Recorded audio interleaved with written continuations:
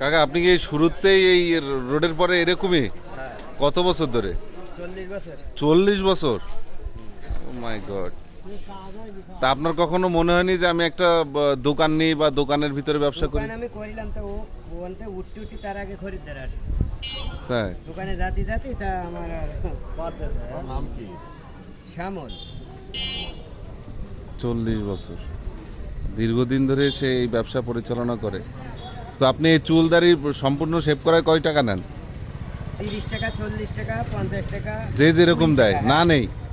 না নেই, মানে যে যা তার খুশিতে দেই, কাউকে ফিরোই নেই আমি। এই বাজারে 40 বছর?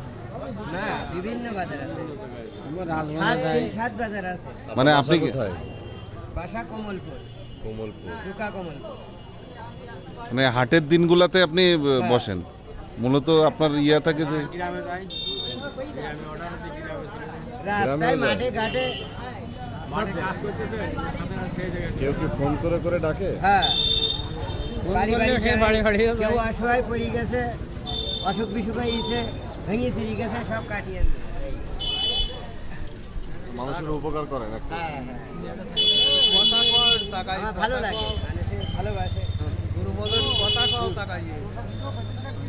যাক, উনি মোটামুটি মানব সেবায় অনেকটা নিজেকে বিলিয়ে দিয়েছে। হ্যাঁ, ভালো লাগে আমার। হ্যাঁ, উনি অনেকের বাসায় মানুষ অসুস্থ থাকে, ওনাকে ফোন দিলে উনি সাথে সাথে যেয়ে সেই মানুষের চুল দাড়ি শেভ উনি কেটে আসে।